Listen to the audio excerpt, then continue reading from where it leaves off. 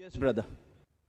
Assalamu alaikum. My name is Leon John, and firstly, I'd like to thank my friend Nurullah for bringing me here and giving me this opportunity to hear some wonderful teachings from you. Now, I got two questions to ask. First is, what does it take to be a true Muslim? And the second question is, Muslims pray 5 times a day. Why don't we Catholics and other religions pray 5 times a day? Is there any explanation for this? Brother has two questions. First is that what does it take to be a Muslim?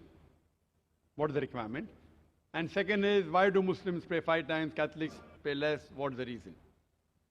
As far as what does it take to be a Muslim, as I mentioned earlier, Muslim means a person who submits his will to God.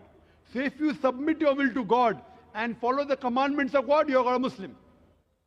The number one thing is that you bear witness that there is no God but Allah, no God but one true Almighty God, and you bear witness that Prophet Muhammad is the servant and the messenger of this God. This is the basic faith.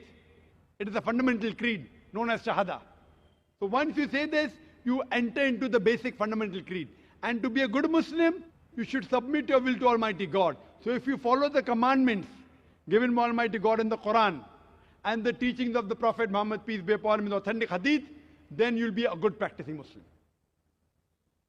As far as the second question is concerned, why do Muslims pray 5 times and we Christians, we pray less? The reason is, we Muslims, Salah is a sort of programming towards righteousness. See, normally people, they say pray. Pray is not the right translation of Salah.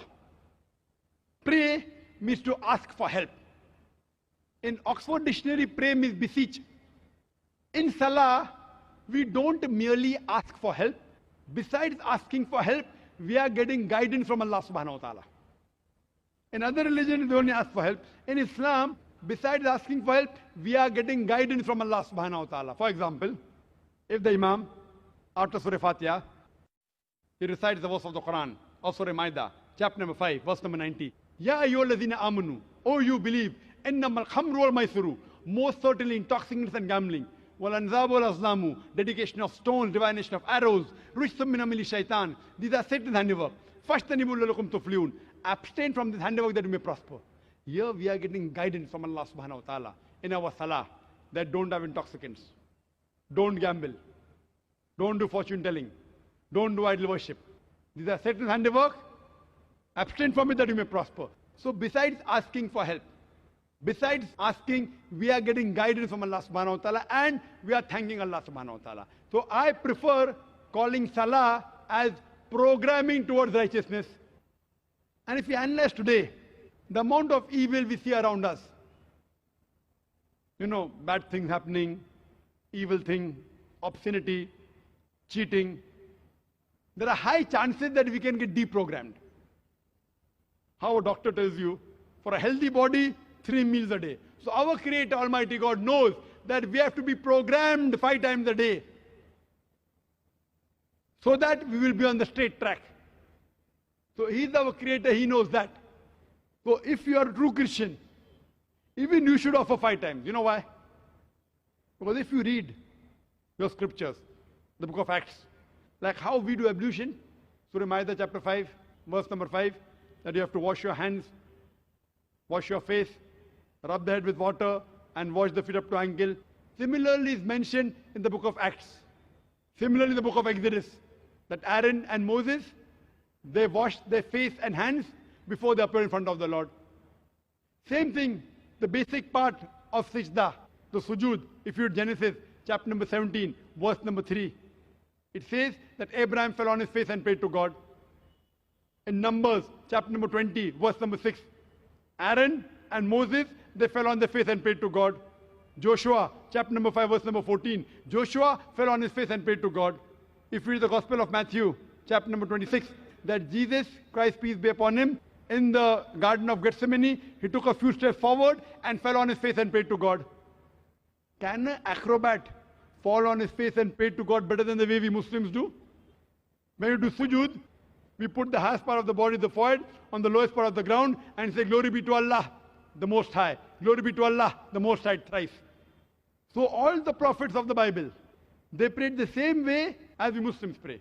And Jesus Christ, peace be upon him, said in the Gospel of John, chapter number 16, verse number 12 to 14, I have many things to say unto you, but ye cannot bear them now. For he, when the Spirit of truth shall come, he shall guide you unto all truth. He shall not speak of himself. All that he hears shall he speak.